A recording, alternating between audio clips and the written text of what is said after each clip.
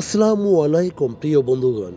আপনারা নিশ্চয়ই জানেন যে ২০২৫ সালের নভেম্বর মাসে রাশিয়া ও ইসরায়েলের শীর্ষ নেতারা ভ্লাদিমির পুতিন ও বেঞ্জামিন নেতানিয়াহুর একটি আলোচনা দীর্ঘ এবং অন্তরঙ্গ টেলিফোন করেছেন, যা এই কথোপকথন কেবলমাত্র দুই দেশের কূটনৈতিক সম্পর্ক বজায় রাখার ব্যাপারে সীমাবদ্ধই ছিল না, বরং মধ্যপ্রাচ্যের জটিল সংকটকে মসৃণ করার একটি গুরুত্বপূর্ণ অংশ হিসাবে এটি দেখা হচ্ছে। প্রধান আলোচ্য বিষয় ছিল সেটি গাজায় যুদ্ধবিরতি এবং বন্দি বিনিময় পরিকল্পনা, ইরানের আণবিক কর্মসূচি এবং সিরিয়ার স্থিতিশীলতা। পুতিন গাজায় যে যুদ্ধবিরতি প্রস্তাবনায় কাজ হচ্ছে সেটিতে তার সমর্থন আবারও পুনর্ব্যক্ত করেছেন। এছাড়াও তিনি এই প্রস্তাবকে আন্তর্জাতিক আইন এবং স্বীকৃত আইনগত কাঠামোর ভিত্তিতে একটি সমাধান হিসেবে বিবেচনা করছেন। ইউক্রেন সংকটের বাজেটের বাইরে এই দুই নেতা সিরিয়ার ভবিষ্যৎ এবং ইরানের পারমাণবিক বিষয়েও গুরুত্ব দিয়ে আলোচনা করেছেন। বিশেষ করে পুতিন সিরিয়ার সার্বভৌমত্ব ও ঐক্য বজায় রাখার ব্যাপারে গুরুত্ব পুনর্ব্যক্ত করেছেন। তারা পারস্পরিকভাবে ইরানের আণবিক কর্মসূচিতে কূটনৈতিক সমাধানের পথে একসঙ্গে কাজ করার ইচ্ছাও পোষণ করেছেন।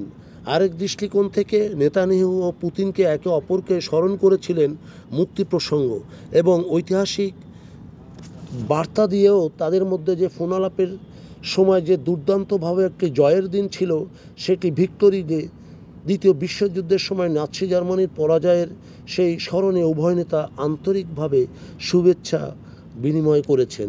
এই স্মৃতি মূলত ইতিহাসের এক অম্লান অধ্যায়কে পুনর্ব্যক্ত করার পাশাপাশি দুই দেশকে ঐতিহাসিকভাবে বেঁচে থাকার মতো সত্য ও ইতিহাস বিকিরণরোধে, বিশেষ করে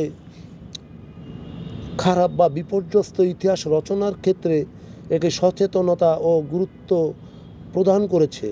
এই ফোনালাপ কূটনীতির দৃষ্টিকোণ থেকে অত্যন্ত তাৎপর্যপূর্ণ ছিল, কারণ গাজা সংকট এবং গাজা সংঘাত মধ্যপ্রাচ্যের স্থিতিশীলতায় রাশিয়া ও ইসরায়েলের অংশগ্রহণ শুধু ব্যালেন্স নয়, বরং আন্তর্জাতিক পর্যায়ে নতুন মধ্যস্থতার সম্ভাবনা নির্দেশ দিচ্ছে। বিশেষ করে মার্কিন যুক্তরাষ্ট্রের মধ্যস্থাধীন গাজা পরিকল্পনা এবং পুতিনের আন্তর্জাতিক আইনের ভিত্তিতে সমাধান চাওয়ার প্রস্তাব এটি প্রমাণ করে যে দুই শক্তি এখন কেবল প্রতিদ্বন্দ্বীই নয়, কূটনৈতিক অংশীদার হিসাবেও কাজ করছে।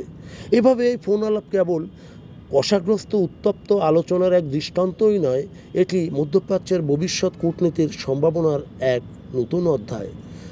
সবখানে ইতিহাস, কূটনীতি এবং শান্তি যেন মিলেমিশে একাকারভাবে কাজ করে, এটিই দেখার বিষয়। প্রিয় বন্ধুগণ, যদি আমাদের এই তথ্য গল্প আপনার ভালো লাগে তাহলে লাইক এবং শেয়ার দিন, এবং আজ আমাদের সঙ্গে থাকার জন্যে ধন্যবাদ। আমাদের ফলো দিন এবং সাবস্ক্রাইব করুন।